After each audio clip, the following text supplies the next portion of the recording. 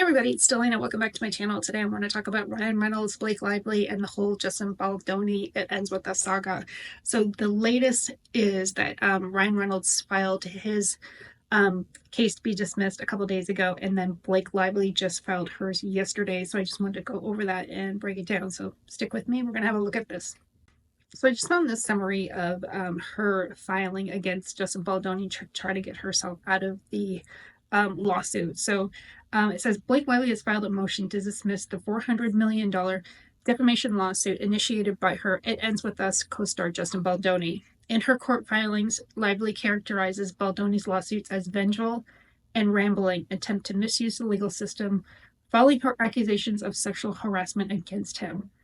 So I really think that whatever she's saying, it is the exact opposite. So it's almost like I don't know if it's projection or gaslighting or a combination of the two, but a lot of time narcissists will just project on other people, and almost it's to the T of what they're doing. So this is a perfect example of that. Her legal team argues that Baldoni's lawsuit is retaliatory measure intended to silence her, constituting an abuse of defamation laws. So again, I think it really comes down to, and I think it's already been proven over and over, that he's not the one that started all those negative campaign against Blake Lively. I think Flob's her name. Like she sent that video way before that she even knew anything was going on. So I believe that I think it's just the public ganging up on Blake Lively and saying, "Hey, we got your number. We see right through you."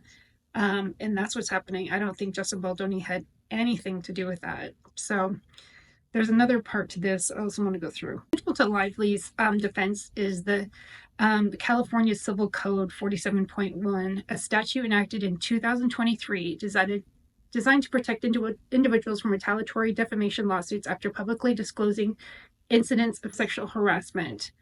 So she's essentially saying that everything that she says, it's safeguarded because she feels like she was sexually harassed and she's allowed to talk about that publicly. But I just wonder where those laws go if it's not true. And I think it even takes it a step farther, because not only is it not true, I think it's also been proven that it caused him to lose his job. And I also believe that she has no evidence to the contrary.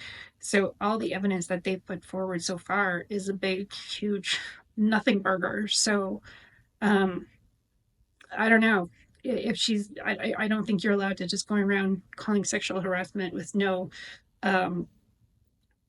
retaliation or backlash, especially if it's not true. I think that you better have your evidence and all your ducks in a row before you start making those accusations.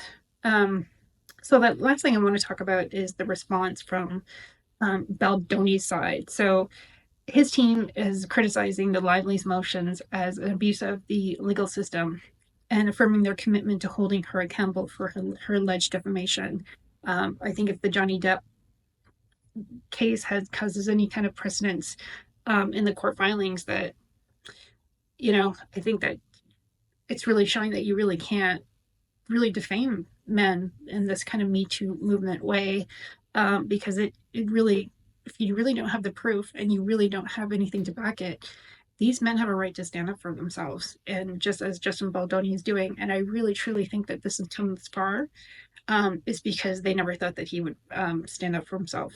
So good for him for standing up for yourself, because you're standing up for a lot of sons and men out there that are being like negatively accused or accused for something that they didn't do, and paying the punishment for that. So like I said, Justin Baldoni wanted to bring to light abuse. Well, he did, just not in the way that he intended.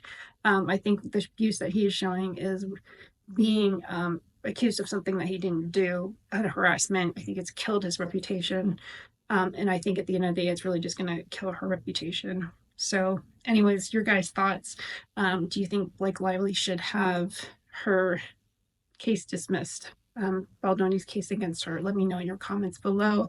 Please like, subscribe. We really appreciate all the subscriptions. So talk to you soon.